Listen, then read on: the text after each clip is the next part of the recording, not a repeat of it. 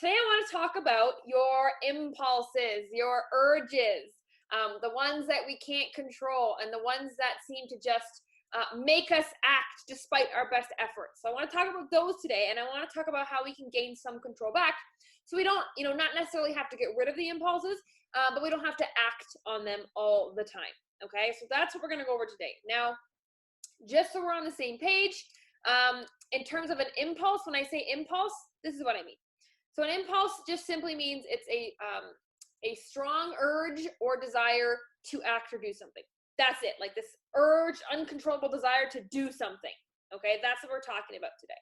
Now, having said that, in the comments, I want you to tell me about one of your impulses. Okay, what is one of the impulses that you can't control? All right, we have lots of different impulses throughout the day, throughout the week, throughout the months.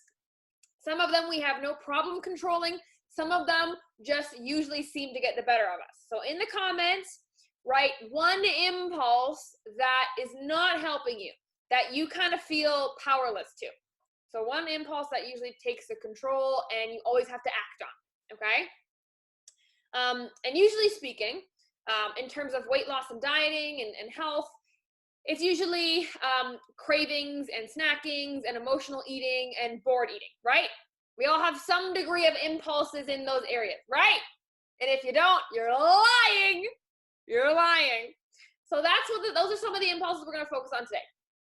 Now, whatever your impulses are, health or not health related, the first step to controlling them and not having to act on them is called relabeling them. Okay, so you have to relabel them. And here's the thing.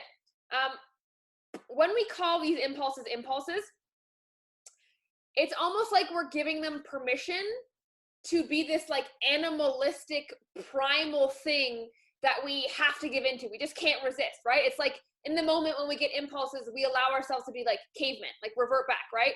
But we're humans with higher consciousness, right? So we have the ability to resist impulses, right? You do it with many other areas, just in particular, these certain areas you struggle with, right? So in order to break that connection between an impulse and this caveman-like desire is to relabel it. And you start to relabel it by not calling them impulses, by calling them signals. So whenever you say, I feel like snacking, I feel like craving, I'm emotional eating, I'm eating because I'm bored, you don't call it an impulse or not even a habit sometimes. You can take it a step further and call it a signal, okay? So in that moment, what is this signal? So your brain has sent this signal, right, of this impulse, to act on this impulse. And you ask yourself, what is my brain trying to protect me from? Think about that. What is my brain trying to protect me from? Big question, right? Because our brain will always do what? It wants to keep us alive. It wants to keep us stress-free and comfortable. So it's going to want to bring us to a state of homeostasis, balance at all times. And it does that by putting these impulses into our mind, these signals, and telling us what to do. And these impulses are going to be something that makes us comfortable and keeps us safe. Okay, so in the moment of feeling these signals, when you realize I'm getting a signal, you have to ask yourself, what is my brain protecting me from? Identify it. What is your worst fear here? So think of the impulse. Who's an emotional eater? Who like when the weather changes and gets crappy, you want to cuddle up with some chips or something, right? Or a bowl of whatever, right? So emotional eaters, right? What's your brain protecting you from by triggering that signal to go to the fridge, right? When you're emotional eating, when you get into a fight with your husband and you find yourself walking to the fridge, the signal of walking to the fridge, your brain is trying to protect you from reflecting on the fight, right? Why? Because reflecting on the fight is going to make you more angry, more upset. It's not going to bring you back to a state of homeostasis and balance very quickly, right? It's the way that it is, right? As soon as you have a fight, you want to keep fighting, you want to go back to it? No, you want to forget about it and you want to cool down, right? That's what your body's trying to do for you. So we automatically go to the fridge, right? So the signal is go to the fridge, right? Your body is protecting you. Your brain is protecting you from having to deal with those, traumatizing, uncomfortable emotions, right? When you bored eat, what's the signal?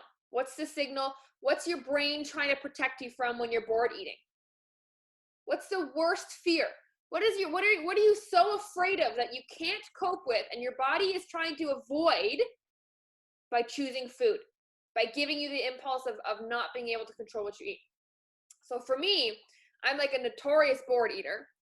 And if you want to dive into my mind, here we go, my crazy mind. So when I bored eat, or when I was excessively bored eating in the past, my signal was go eat, go eat, go eat, go eat, go eat. It's just something to do. It keeps you entertained, right? When you're bored, nothing to do, I'm going to eat because it feels like I'm doing something, right? So that's the signal, right? Go eat because you're bored. Now, what is my body trying to protect me from? My body is trying to protect me from actually doing the work to find something else to entertain myself with, right? If you're sitting on a couch, do you want to get off the couch? Do you want to go Google something? Do you want to go open up a book and use your brain? Not necessarily. You're in a state of homeostasis, right? That balance. So when you're bored eating, your body is protecting you from actually going and realizing that if you don't want to be bored, you have to actively go put in work to find something else that's going to entertain you. Your body's protecting you from that. That's not fun. That's not easy. And it can be stressful because it might take a while, right? You may not find something. You might realize, hey, there's not much in your life right now that does excite you, right? And then on the flip side, if you want to go even deeper psychologically, what's happening and what your brain is trying to protect you from. So if you're bored eating, right, you are your brain's protecting you from having to put work into finding how to entertain yourself. And then on top of that, if you make it to that level and then still choose not to act, still, let's say, sit on the couch and do nothing, well, then you've actively decided not to work on yourself, right? Instead of passively or being ignorant to the fact that this was a problem, right? It's easy when you have blinders on, but now when you have like seen the world in Technicolor, not only do you have to act, not only do you realize that you have to act, the responsibility of acting is now on you. And that sucks even more because guess what? Now you know that when you don't act, it's all on you and you can't blame it on anything or anyone else. And that is a very hard pill to swallow. The worst feeling in the world is letting yourself down, right? That horrible feeling of I'm a bad person or I feel guilty or, I disappointed myself. That's a horrible feeling. And so for me, when I bored eat, my brain is not even giving me a chance to decide between whether or not I want to even chance that disappointment. Do you get what I'm saying? Very deep stuff. So I have to realize that I'm being signaled, not impulse, not called to do something. I'm being signaled that there's a deeper issue here. Your brain has been trained to avoid it because it makes you extremely uncomfortable because you're not used to diving into that. And then you have to say, okay, here I am. It's a signal, not an impulse. And what am I afraid of happening if I ignore this impulse, right? Or what am I trying to cover up and avoid by giving into this impulse? It gives a whole new way of thought, right? Instead of giving into the impulse and then feeling bad about it, now you can realize this is why I did it. I wasn't actually hungry. I was afraid of X happening, or I was afraid to do X or come to terms with X, right? And so once this signal comes up, so we all know when these impulses come up, right? We're not oblivious. We're not in the dark. We don't wake up after they happen, right? You know when you're going for your second piece of cake, you shouldn't be, right? You know when you're going for second helpings. You know when you touch the bottom of the ice cream tub, you shouldn't have, right? You say, I shouldn't be doing this. Why am I doing this? Just one more bite. We tell ourselves that, right? So it's not like these impulses, it's not like we fall asleep through these impulses. We know they're happening, which is a good thing. So now we can recognize that they're a signal. The hard part is stopping it in the middle, which I'm not asking you to do. We're not even tackling that side of things today. I'm saying recognize the impulse, recognize before you're about to act on the impulse, and then just call it a signal. Call it a signal, not an impulse, because now you're not some caveman who can't resist. It's a signal, Now you can dive into your brain and your subconscious and say, what am I trying to distract myself from? What is my brain? What are these feelings or situation that my brain is protecting me from? And then you can react and act from a much more logical, educated space. Instead of just thinking it is the way that it is, these impulses have power over you, right? So once these impulses happen and you've recognized and called them a signal, then you have to ask yourself, is this signal and the way that it wants me to act it out, is it helping me or hurting me? Very simple question. Usually you can answer it right away. Very simple, right? Is it helping me or hurting me? Probably always hurting, right? Is this for short-term numbness and pain relief or long-term personal growth, right? Quick questions you can ask yourself. Just list them off really quickly. This isn't determining whether or not you give in to your impulse. You're just talking through your impulse in the moment, right? There's a lot less pressure because we're not deciding what we're going to do on it yet. We're just talking through it. Big difference, okay? So helping or hurting, short-term versus long-term, and then I love this game, the what if game. And then say, what is the worst case scenario here? And play it on both sides. Worst case scenario, if I give in to the signal. Worst case scenario, if I ignore the signal. Go both ways, play both ways, right?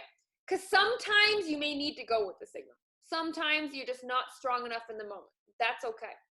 But once you've gone through that entire process, it becomes a lot more clear. Like you don't feel like this helpless little woman who can't do anything and who thinks about food all day, right? Like that's just a horrible way to live. Food should not be on your mind 24/7, and it should not be able to hypnotize you in the moment, right? If we could magnify the thoughts in your head out loud, how crazy would people think you are? How crazy? I would be nuts. People would be like, I'm not hanging out with that girl. Absolutely nuts, right? So you have to start to talk through them out loud, right? So what is the worst case scenario if I emotionally eat right now? What is the worst case scenario if I stop myself from emotionally eating? Play those two out, and then seeing the end goal, the path that they're leading to, right? Past the point of that short-term pleasure that literally lasts 5 minutes, then you can make a more informed decision instead of a reaction. Right? Because these impulse feelings are so strong, we think we're not strong enough to resist them. So a lot of the times we don't even try. We just say, I'm going to get through it and then do better next time, or start fresh tomorrow, because they're just too strong and too overwhelming and too much work, like mentally exhausting to battle. Because if you say no once, for some reason we keep coming back to it, right? You keep coming back to it because you didn't believe yourself. You didn't actually want to say no. You said no because it sounded good in the moment and you had a little bit of willpower. Then you use that willpower up completely to say no the first time, and then the second time it happens. That's why usually the later on at night you stay up, the more shit you're going to eat, because you use up your willpower every extra hour, right? So you go through that process, your worst case scenario, and then you just ask yourself, is there a way that my brain, or a signal that I can do that will protect me in a more healthy, effective way? That's it. Start brainstorming with how you're coping. At the end of the day, food is therapy for a lot of people. Food is happiness for a lot of people. Food is comfort for a lot of people, right? It stirs up very deep, powerful emotions. So is there something else that can give the same response, right? Where we can start to create this pattern and this anchor of feeling this pleasure somewhere else, right? So ask yourself. So I want you to go back in time to the one. So let's talk about the last time you gave into a food impulse, whether it was one bite or you went crazy. So think back for a second. Think about it. Was it yesterday? Was it a month ago? Last week? That one time you gave into that food impulse, okay? Ask yourself, what was my brain protecting me from in that moment? In that moment, did you have a stressful day? Did you get into a fight? Were you afraid of thinking of yourself as lazy? What was your brain protecting you from? And then what happened? What was the scenario that happened when you did give in? You probably didn't feel great, right? Did you move on? Sure, you didn't feel great, right? And what was the scenario if you didn't? If you took the protection away, didn't listen to the signal, and dealt with and didn't avoid what your brain was trying to protect you from, what would happen in that moment, in that last time you did it? Was it an extremely emotional situation and you would have broke down if you avoided the signal? Or was it manageable? Was it manageable and you just didn't want to in the moment?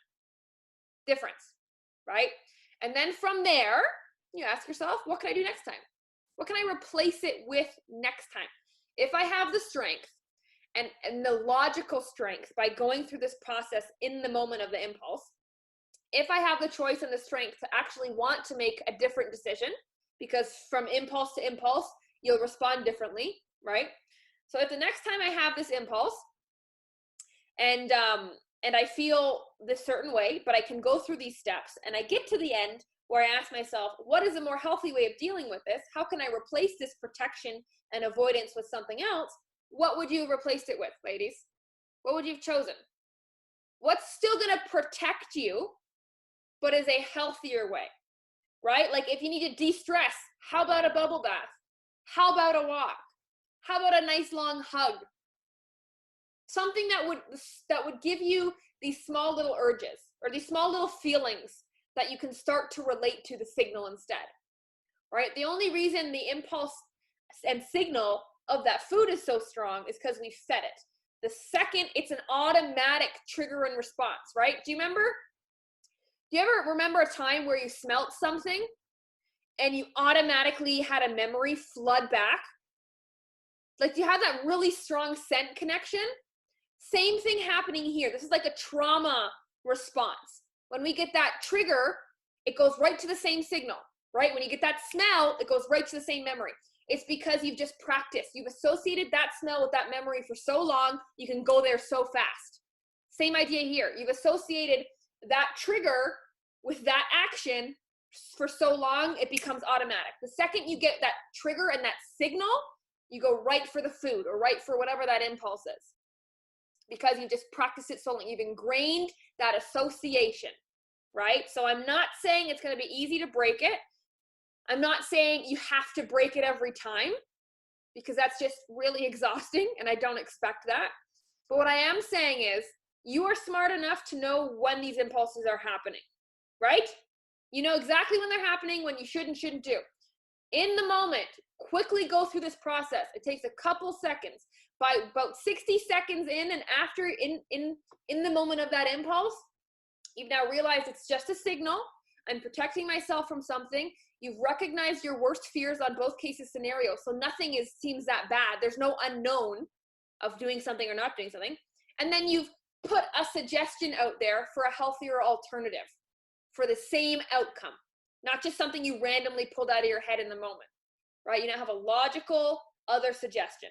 And then once you've gone through that, usually 50% of the time, you'll be strong enough to choose that other option.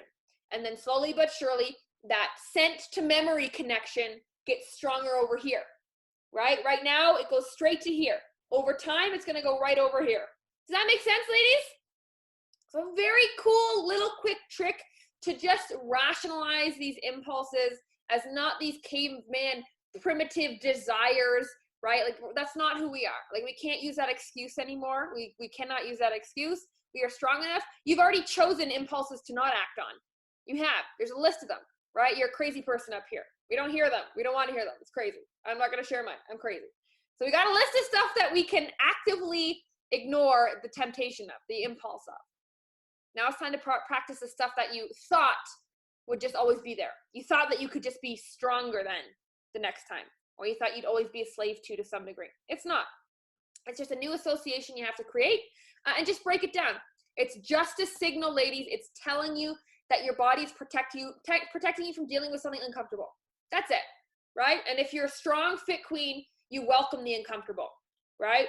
You're not always going to choose the right direction and the right option. That's part of the journey. That's part of the game. You're not going to be perfect, but you can at least start to see that there's more layers to this than just an impulse and a habit change. It's deeper than that. Does that make sense?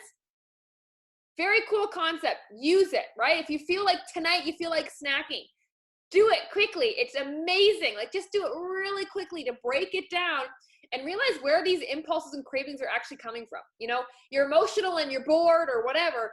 But there's something else even deeper than that. And when you know that, you don't feel so freaking crazy for being so out of control. You don't feel so crazy for eating and not being able to stop. You know why now. It's a defense mechanism. And just work through it. Work backwards from it. All right, ladies? So really quickly in the comments, I want you to write what you took away from this. What are some impulses that you realized?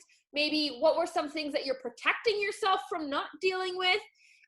Write that in the comments. Very interesting.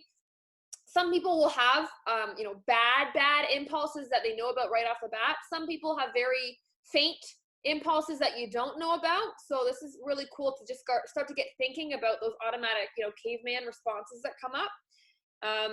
Yes, impulses don't have control over me. Absolutely. What else, ladies? What are we taking away? What else did you realize? Or do you subconsciously do this already? Some people can actually realize that they do this already to some degree in the moment. Breaking down my impulses. Yes, looking forward to it. It's very cool.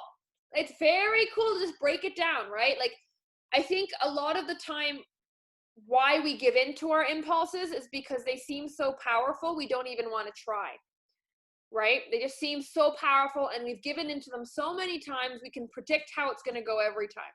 So we just stop trying, right? But the cool thing about this little technique, ladies, is that I'm not giving you a decision, and I'm not telling you have to make a decision after this. I'm not telling you after this, you're going to feel like not doing it anymore. That's not it. That's not it. There's no pressure. There's no expectation of being perfect and having this work miracles for you.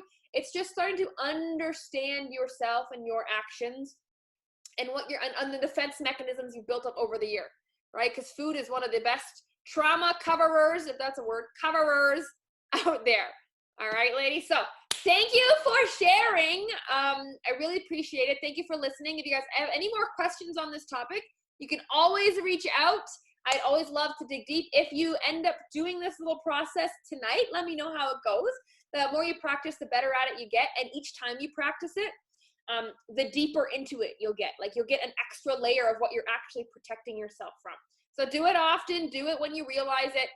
It's not a deterrent of saying, no, you're not doing it, or yes, you are continuing with it. It's just an extra layer of having intention and being hyper aware of you and why you do what you do. Because at the end of the day, you're not going to get anywhere. You're not going to be successful if you don't know why you're doing what you're doing, period. Right? Because, I mean, you don't even know why you're wanting to lose weight at the start, right? It's because I want to feel better and look better, right? No, I want to prevent a divorce. I want to be around for my grandkids. I want to have, there's it can go very, very deep, and it just takes a while to find deep meaning. So this starts with this. So get to know yourselves better. Practice this for sure. Please let me know when you do. I'd love to hear about it. And enjoy your wonderful nights. Drink your water. Go for a walk. Do something healthy. And I will see you on the inside of the group, ladies. All right. Bye, everybody.